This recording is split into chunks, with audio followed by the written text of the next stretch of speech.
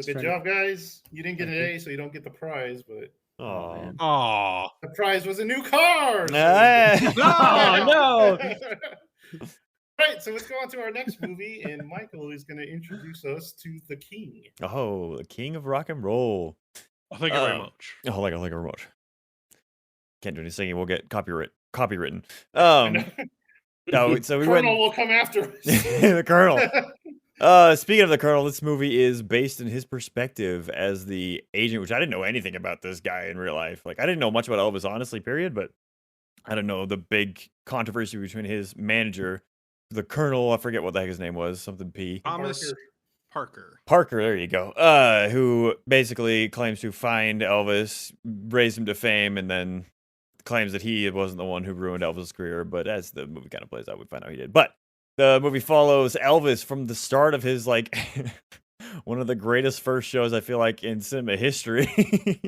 Whenever he plays in front of all those girls and they freak out, that was kind of gold. I was laughing so hard, man. The audience was cracking up at my age. That was so funny. But so it follows him from, I wouldn't have guessed as his first show, but early shows onto his absolute dominating just popularity. Like, it's so, I was talking to Alex about this because I watched another movie that deals with a famous band. Like, a while back, we watched Rocket Man. Not on the podcast, but I made Alex watch it. And it's just like, that kind of just like absolute next level popularity where they just basically rule the world is so freaking wild, man. Like, just you seeing his life and how everything revolves around him. He's like, the government's after him at points because of him shaking his freaking hips and everything. It's just, it is absolutely just mind-boggling to try and comprehend that. But anyway, there's not much really to summarize from this movie. Basically, it's following just Elvis starting up through his career with the Colonel, whatever, and he kind of leads him more and more, and kind of like that cliche. It's interesting because he makes the line in the movie where he says, we're creating it, I'm calling it merchandise. We're putting your name on everything. And I don't know if that was the beginning of merchandise, but they kind of made it seem like he was the idea of selling a person as things, basically. And commodity. Yeah, basically. So I don't know. It's a very, very, it's an interesting way the movie plays out because it's very fast. Like, there's not a lot of, until later on in the movie, it's a lot of like cut takes, a lot of time jumps, a lot of like this, that, just telling kind of like highlights of stories, kind of like what it's like a summary of a movie in a movie. And then later on, it kind of slows down and gives things. But one thing I did love about, going on to a bit of my opinions, I didn't realize this was the Great Gatsby director, and I freaking love the Great Gatsby. And so you get it. And before we had seen the movie, we had friends over to watch Stranger Things, and she was like, have you seen it yet? I was like, no. She's like, it's Great Gatsby. And you can tell immediately. And it's so true. Like, it starts and just that like Elvis logo goes up and everything starts spinning. I was like, oh yeah, there's so much style with that guy's directing. So awesome. But I really like this movie. I guess we can summarize the rest of it. Not that there's much to it, but the Colonel, everyone starts, he kind of goes in and out with Elvis and them trusting each other and what they want to do, and if he wants to keep him on, and like everyone's like, no, you should kind of ditch that guy because he's leading you down the wrong ways, or whatever. He's kind of using you, which is kind of obvious to the audience. But throughout the whole movie, the movie's narrated by I keep wanting to say Tom Hanks, because it's not Tom Cruise. It's freaking Tom Hanks, and he keeps saying like, oh, I'm not the one who killed Elvis. I did. His accent that he does. He's like saying that he's the good guy all the time. It's an interesting idea for a movie to try and like falsely put across, because I feel like it's kind of obvious that it was his fault and he kind of used him and destroyed him and his life and everything. But I mean, to not only his fault, like Elvis made his own choices and everything, but this guy played a huge role in misleading him and everything. But it's such an interesting way to do that because like he's just like begging through the entire movie, begging with the audience that he's not a bad guy, that he's not the criminal of the movie, but he really is kind of, I don't know, just a bad dude. But anyway, so we get to the very end, and or like get towards the end, and his life starts falling apart. Well, I guess we can go through the middle. I'm sorry, I apologize, I'm jumping around because he does. We talked about it. The hips was the big thing that got Elvis like crazy with all the ladies. Everyone loved his shaking hips, and then all the freaking Faramir from Lord of the Rings. I didn't really. He was that the country singer, or whatever. I was like, Alex and I caught it like the same time. And we were like, Alex Rooney's like, is that Faramir? I was like, it is Faramir. But he's like, that boy will not be shaking his hips. He will not play with him. The devil worship or whatever. But and so they basically get the government gets involved, stopping him from enticing young women into seduction and everything. Like, it's such a wild story, and how like that affects it, like how sheltered like society was in that time, and like you look at nowadays, and there are women in like no clothing whatsoever doing very very obscene dances and stuff like that. It's just like how far we have come, but maybe a little too far on the scale there. Um, but yeah, and so it goes from he has to go basically to serve for 2 years and then come back and they kind of try and revamp him. And it's an interesting struggle they balance with him, and like they try and make him wear like a tuxedo and everything. And I love that scene where he's in it and he's like, no, you're gonna get he's on that stage in that the stadium, whatever. And he's like, no, you're gonna get the real Elvis. And everyone starts freaking out. And I was in the audience. I was like, yes, yes, just let go, everything. Like, I don't know. I loved how they portrayed everything in this, and kind of like it built a lot of tension through this movie for me. In the scenes of like you want him to just let go and let loose and be himself, but at the same time you're like you don't want him to turn down these other paths where everything goes dark. But that's further on. But yeah. So anyway, he ends up kind of falling down the rabbit hole of the Colonel's plan and just like doing like terrible, like becomes a movie star, which he wanted to be, but he never made anything like he says in the movie. He didn't make anything that he can be proud of. And he's like, I want to do something I'm proud of. I want to do something that I can really live. That can be the legacy of my life. Because he's like, I'm so tired of doing Christmas specials and everything, all this stuff. Like he just lost kind of who he was under his direction. And he found Billy from Stranger Things. I don't know who these guys were producer wise or what their names were, but they kind of lead him back to being the king of rock and roll and express himself through like gospel music, which he loved, and rock and roll music, kind of fusing the two and everything. And it comes to that whole kind of crescendo at the Las Vegas, which I told Alex afterwards. I forgot what was the hotel called? The International. International. There you go. I'd always like you always hear about so many freaking impersonators of Elvis in LA, and I was like, oh, I never realized why, because he had this contract for what 5 years, whatever, to play every time over and over again. Whenever he was like, I'm just doing one here, then we're gonna go international tour, and the Colonel's like, no, we can't do that. We have to stay here. We have to plan out. It's not safe. Security is such an issue, and you realize that he is a basically person who has deleted his identity and has no papers to go anywhere, and he doesn't want to get caught. So that's basically why the whole time he's trying to stop him from going internationally. And so they do a bunch of U.S. tours. Ends up basically working Elvis to death, and is just like keeping him alive. I forget what the doctor's name was, like Dr. Nixon or something like that, or Nichols or something like that.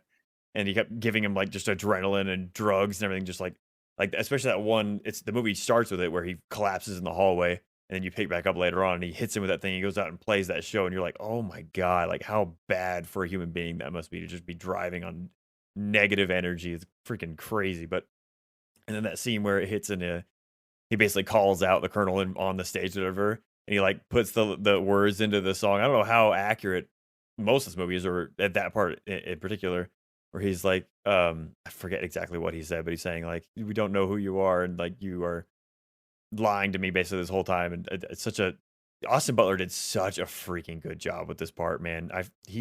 Good Lord, he did such a good job. And there's a side anecdote that I'm going to say before I watch this movie.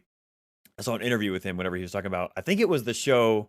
I thought he had said 68, but I don't think he played shows that far. There, he did, but that's not what he's talking about. But in the interview, he's talking about that first show he did whenever he was super nervous outside, and he's like shaking, getting really like his family and friends are trying to pump him up to get like, you got to go on stage, just play you, be you, whatever. But he's just dying of nerves. And he talks about that part, and he was like, this was the first scene we shot of the movie, and he was like, and I was dying. He was like, I'm about to go in front of 300 people, and I have to be the king, and I have to play, and he was like, I don't think I do it. I'm a fraud. I can't do this. And then he was like, and it clicked. He was like, so this is exactly what Elvis was thinking at this point.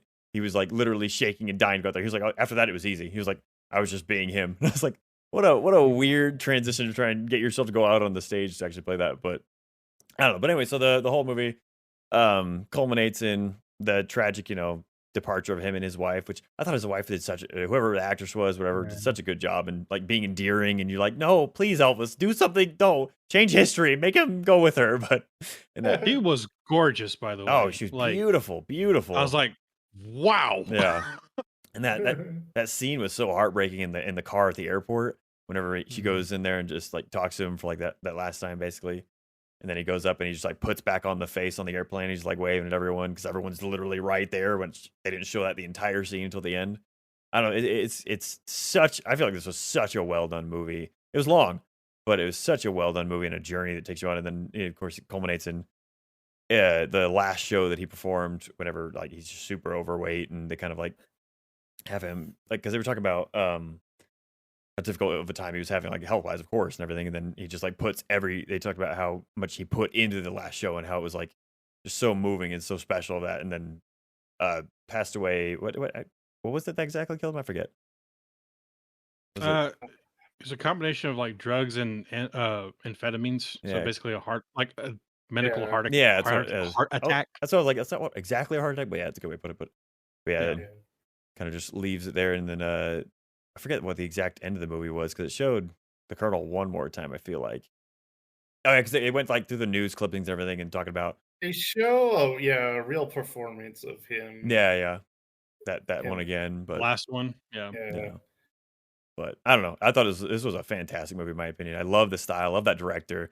Like I said, Great Gatsby's a huge fan of it, and this was I feel like a little less wacky than Great Gatsby because Great Gatsby does have some scenes where I'm like, oh, okay, this is getting weird and wonky, but this was a little more focused, even though it was long. But and the performances, man, Austin Butler, I don't know much about him. I knew the name and I'd seen him, I think, in one other thing, but man, he's so not only being Elvis, but he's just so cool. Like his presence and everything, and just how he like handles it and everything. And even that interview that I talked about, he's just the way he talked about it seemed.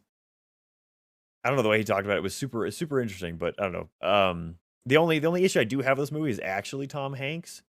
I didn't care for like the entire movie. I just saw Tom Hanks, and it seemed like he was doing like the Pinocchio character accent, which I'm expecting we're gonna see.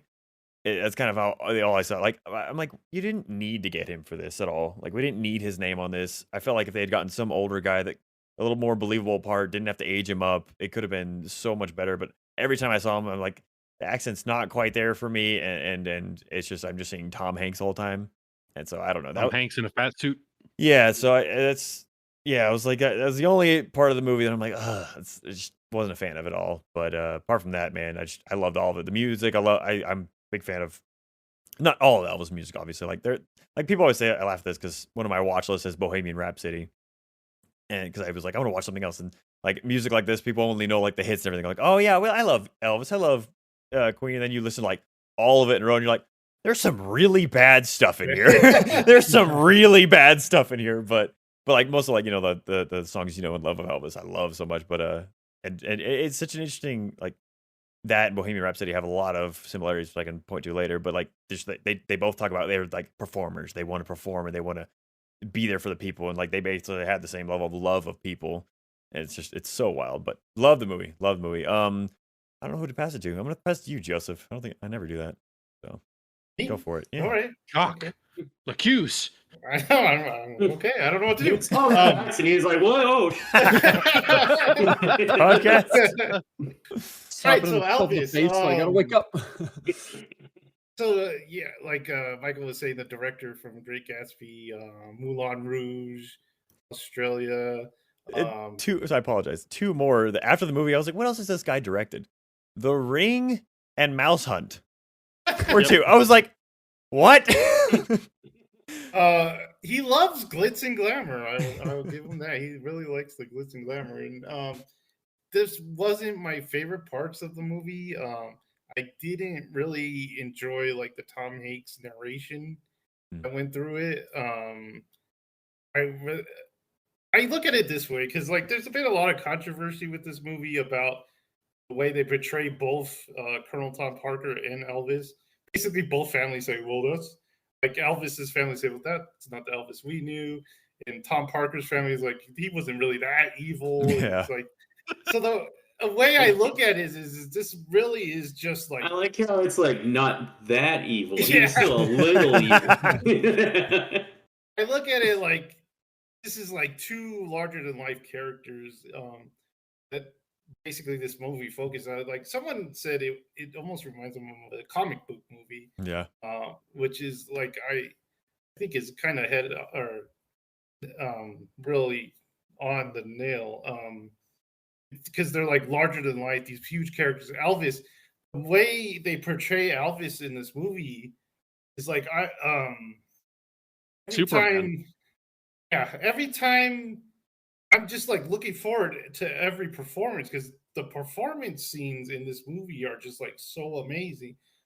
Like you said, this Austin Butler guy, I didn't even know him. Apparently, he's on Once Upon a Time in Hollywood, which was a really good movie. But I didn't even recognize him. Oh, he from plays Tex. Holy Yeah. crap! Mm. that. But he does such a good job of just getting Elvis's energy on screen. Like, I don't think I've ever seen a biopic where they just like you can see why people just went nuts when Elvis was performing. Yeah, go ahead, Tom.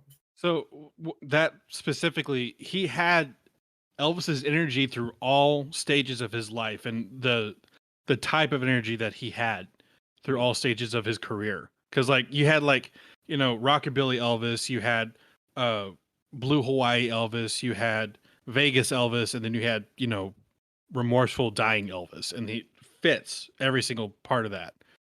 They also did such a good job, like making him like when he hit a stage older in life, like you saw it. He didn't like there was such a long time he looked like a boy. He looked like a boy. He looked like a boy. Then it was like boom, he looked like a man. I was like not like makeup man. You look like a man. It's so wild. Like other biopics, like Rocket Man and like Bohemian Rhapsody, they capture like their very specific like mannerisms, like the really pronounced ones. But I feel like this guy just got like the whole Elvis personality. Like he embodied him instead of just like picking out the very specific mannerisms, like tropes. Basically. Walked and Yeah. talked. Yeah. Yeah. And he said, I saw something where he said like he couldn't stop doing it after the film of the movie. That would be frustrating. Like really. He would still act like Elvis after they started stopped filming. I will say he doesn't really get that fat. Like they call him fat at the end of the movie, and I'm like, what? He's not that fat. And I'm like, come on. Elvis was huge when he was fat. But yeah, like I said, the performances just blow the thing out of the water. Especially, I like the comeback TV special. Oh, that was really good. For me, that's like the peak of the movie, especially that last song that he sings. It just like pits his whole heart into that one. But the Vegas one is great too. That first Vegas show he does, that was really good too. But they're a little vague about how much he actually sung the songs. Like I saw the director said like he sings the young Elvis one. So what does that mean? He only did the young ones, or they're kind of vague. They have in the like soundtrack they show which ones Austin Butler sings, but yeah. Oh yeah. So, but for me, the middle stuff is not as good. Like the Tom Parker stuff, like you said, Tom Hanks kind of gets in the way of it. But I feel sorry for Tom Hanks because you could tell he really loves music. Like he made That Thing You Do, so you could tell he's like really into this era of music. And you could just see like the leap, like between what Faramir is singing, like that bluegrass country crap that I hate, and then just Elvis like comes on. It's like this is like miles ahead. I was like, how did you guys even listen to that stuff? But, I don't think that Elvis was like a social justice warrior as they portray him on this. When I was growing up, there was a lot of backlash against Elvis because he was like, oh, he stole black music and made money on that. So that was like the whole discussion when I was younger. So this movie kind of like goes the other way with it. He's like a champion of black music and stuff. I think it's like somewhere in the middle. Probably the truth is always somewhere in the middle of it.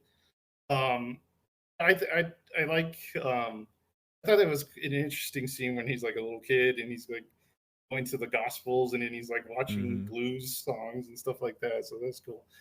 But it's just like he grew up in that stuff. So what else was he gonna sing? He's not like, now I gotta go sing regular country because I'm white, but he's gonna sing the stuff that he grew up on. So it's cool seeing that stuff, that how he was influenced by all that. So the one thing I hated, I'll say this, the last thing I hated about this movie was the very last line. It's where Tom Parker says, I didn't kill Elvis. You killed Elvis. Yeah, it's like, shut up, man. You killed Elvis. Shut up, fat man. This was for like a late summer movie. This was like really cool. It just brought a lot of energy to the theater. Like we were saying, people were cracking up when the girls were just like, That you was know, so funny, man. They're gonna hurt my baby. Yeah. Hurt him. They look like they want to. There's that one girl who's like she's all prim and proper, and it looks like her scream is pulled from her against her will. It's just like, Well, I like the older lady, like her first producers or whatever. It's like, I would just like recommend this just for the spectacle of it, like just for the performance stuff. Like if you want to watch, just pretend it's a music video and just like skip through some of the middle stuff, just get to the performances because they are all amazing. So I'm gonna throw it over to Thomas and see what he says. yay, me? Wow. I don't know what to do here. We're breaking rules. We already did this bit, Thomas. Let's go. No, We already did this. I'll break what I want. So this movie was pretty spectacular. I don't think the trailers did it justice. Like it just didn't look great from the trailers. And then when you sat down and watched the movie, it was a completely different feeling for me. I was like, wow, everything's kind of clicking. I really am liking this. It was kind of funny because I was in the theater with older people, which was weird because it was like a late night showing. But I had like at least 4 couples around me that were at least in their 70s, maybe 80s. And my showing was on 4th of July, and it was all old people in my theater. That's Yeah. awesome. and like this one couple next to me, like at one point when they did the Christmas special, his comeback special, the older guy or the man started crying, like he was like bawling. So I have to assume that he watched this when this was happening. And if you go back through like old videos, or not old videos, but if you like the whole performance is on YouTube, it is almost exactly like it. It is scary how accurate they actually portrayed it in those moments. And for like where you're talking about the cultural appropriation part, it's kind of weird because we have some of that here in Lubbock. Buddy Holly was like one of the first, rock and roll guys, and everybody thought he was black. Well, it's not that he took from that. It's that where he was raised in this part of Lubbock was all black people. That was his neighbors, and so that's the only music he grew up with. I mean, what, like Joseph said, like what else are you supposed to do? Because this is everything I know is this kind of music, and it is sad that it takes someone of another race to break through that barrier. But not to take away from Elvis's like actual showmanship, because the man was just a genius when it comes to actually on shows. I think my favorite scene was the jam session that he has with the Vegas crew in that first part where he's like, all right, this is like old, like what I do, like that's all right, mama. But he wants to make it more than what it was. And so he wants input from the other band or from the band on what it was. He's like, all right, trumpets, bam, ba-da-bum, ba-da-bum. And they try it out. I was like, well, that doesn't work. Take it up an octave. Ba-da-bum, ba-da-bum. And that works. He's like, all right, bones, let's do this. And it sounds amazing. And then the guy who just like shreds it on drums it's a fantastic show. And then it all like the scene transitions into the actual first show that he did. And it's like the greatest show anybody has ever seen ever. Because this is all like him putting his heart into this show. And it's just fantastic. Man, Austin Butler, he better get nominated for this, or there's no way he really doesn't, right? Like that was incredible. I'm like, I can't believe how well he like just embodied Elvis in this. It's fantastic, and his actual singing too is actually really good and pretty on point. Something that like Rami Malek did for Bohemian Rhapsody, he didn't sing at all. Yeah. because people are like, oh yeah, how could you do that? And then you have Austin Butler, because like Elvis has a very distinct voice. It's not like run of the mill. It's a very distinct way of singing, and even the way he talks too is very distinct. Because he was a Southern man raised a Southern white man raised around black people, so he had a very distinct way of talking, and he just nailed it, like absolutely nailed it. I will agree with everybody else so far. The the Colonel Parker parts were, I don't know if they were cheesy or not, but like Baz Luhrmann has this like weird like rose tinted glasses type thing that he does. Like even with like Great Gatsby, like you can tell when like something is kind of forced. And this one for me was like all of Tom Hanks's scenes. Especially when he comes like when he's like in the hospital, he's like trying to like remember like the olden days, that kind of stuff. I I don't feel know. it's like he just dropped the accent. It would have been a lot better. Yeah, or get somebody who has a European accent, even if it's not the Polish or I don't even know what he was, to be honest with you. Just a accent. Not sure something. Yes, something Eastern European. I'm not sure, but just to have a accent, a natural accent, instead of Tom Hanks doing a very, very forced European accent type thing. It's like that doesn't really work, dude.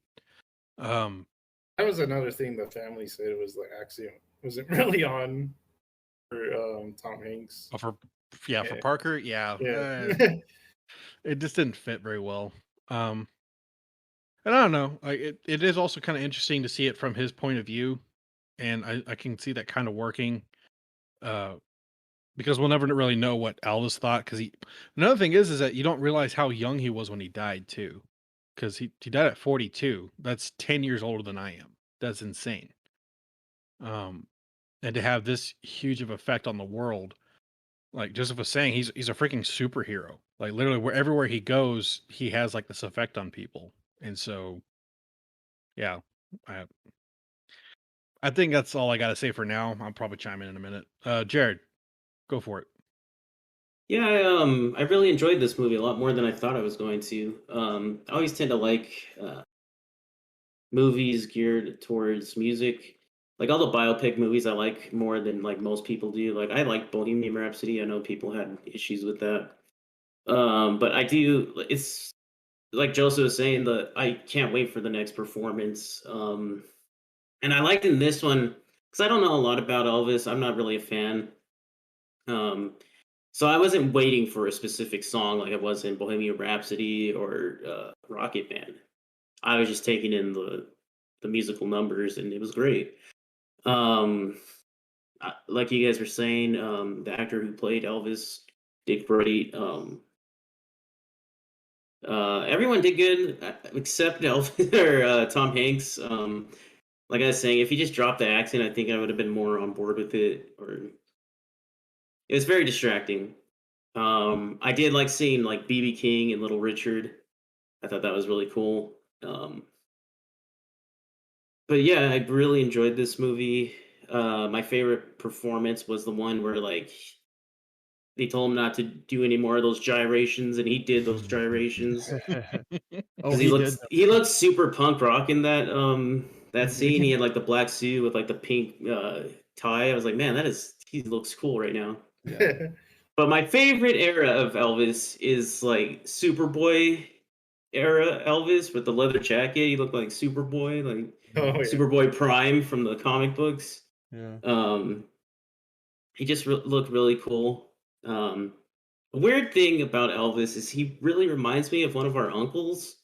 Something about him just like they kind of acted like the same, I guess, but gave off the same energy. But I don't know. You guys took most of what I was going to say or the points that I needed to make. But I really enjoyed this movie. I'm very glad we watched it. Go ahead.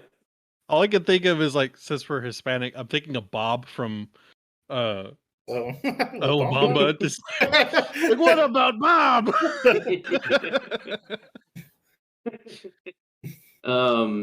Yeah, I'm glad we saw it, and I'm glad I learned a little bit more about Elvis, even if like most of it was like over dramatized or whatever. But yeah, that's all I had to say about it. What did you think, Alex? Yeah, I agree. I didn't really wasn't really planning on seeing this until we decided on it, and I'm definitely glad I saw it because I think it's nothing short of a really good movie. Like Michael, I like The Great Gatsby, not nearly as much as he does, but I think it's a really good movie. I will say in this, I wasn't a huge fan of the over stylization. I think it was too much, especially for like a biopic. Like I like Rocket Man. Oh, go ahead, Jerry. How'd you feel about like the integration of modern music with some of the scenes? How did you I guys didn't feel like about that. that? I didn't like that at all, especially like they have it. The end credits start with a rap song. And I was like, this is an Elvis movie. Is what It's it Eminem and CeeLo Green. It's like, why? Why? It is an Elvis movie. Playing an Elvis song.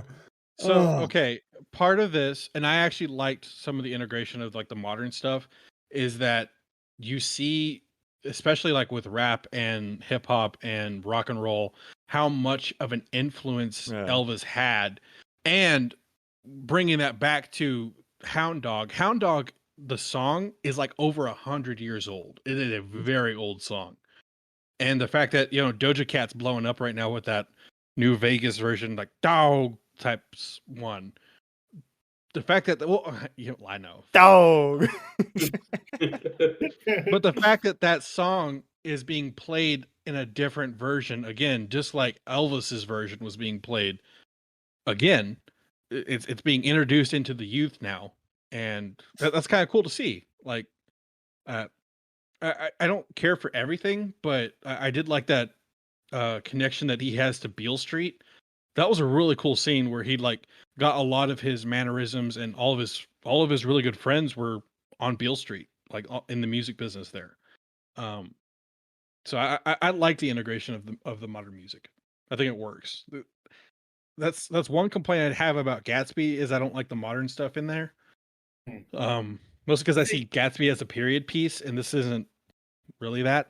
So I think I have the opposite opinion that I like it more in Gatsby than I do in Elvis. Well, then we can't podcast together anymore. It's just that like in the Elvis movie, I want to hear Elvis. Like I want to hear the Elvis songs being played and stuff like that. But in Gatsby, I could see them like trying to infuse our type of modern glitz and glamour into like the past 20s. I thought that was kind of cool, but so I think I have the opposite opinion of Tom. Yeah, I'm with you, Joe. I liked it in Gatsby, maybe just because it's fictional. And then so you have some liberties, but with Elvis, I'm just like, I just don't get it. I think this, this director needs to find where his style fits, or maybe try some different things, in my opinion, because this movie was way too much of stylization, in my opinion.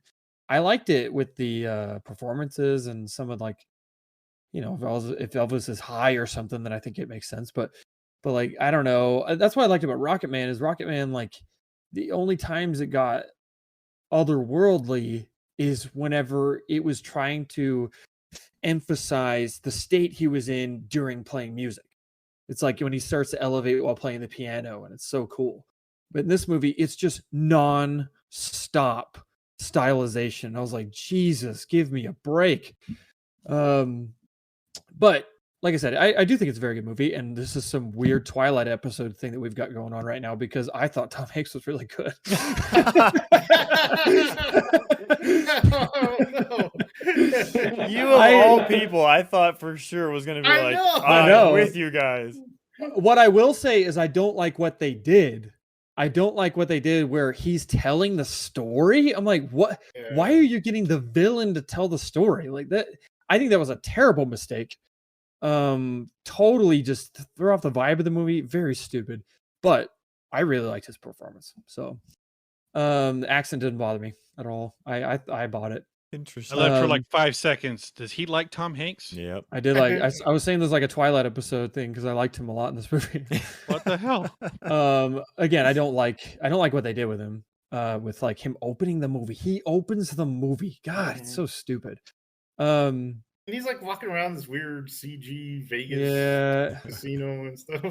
Yeah, I don't know. This director can be irritating in my opinion, but but I do think it's a very good movie, and I think this movie is as good as it is because of whatever the heck his name is that plays Elvis. Austin Butler. Austin Butler. Like he's freaking good. Like, man, and I've never seen whatever the Tarantino movie. Once Upon a Time in Hollywood. Once Upon a Time in Hollywood. He's in You Arrow should. It's a apparently good the show. movie. I know I should watch that, but he's in Arrow apparently the show, and I don't remember him, but I feel like I've seen this guy in something before.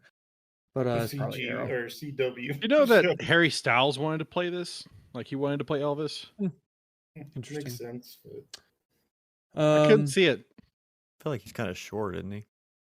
Well, he's also too skinny. I mean, I know Elvis was skinny, but Elvis was actually like pretty buff too.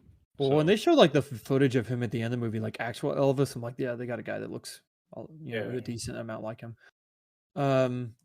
Yeah, you guys pretty much said everything. I feel like there was something else I wanted to say about this movie. Yeah, over stylized in my opinion. The fact that they didn't play his song or his songs in the credits till like later, and I was really disappointed they didn't have Haley Reinhardt's version of Can't Help Falling in Love with You, because that's like so good, and people like that's so annoying. Should have had that in the credits. Yeah, I think it's a good movie, and it's weird because this movie's actually gotten better for me the more I think about it. Because when I saw it, I was like, yeah, that was good, but I was kind of just disappointed in the stylization and all that stuff. But the more I think about it, the more I like it. What I could not stop thinking about during this movie was there's a documentary called Amy about Amy Winehouse, and their stories aren't like identical at all. Like she died even earlier than he did. I think she died at like 28 or something. But it just kind of shows like this movie, when I think about it, it's just sad to me. It's a very, very sad movie. And Amy Winehouse, oh my gosh, if you watch Amy, the documentary, like don't watch that unless you're prepared to just be bummed out for a long time. Like it's just, her life sucks. Like she didn't want to be famous.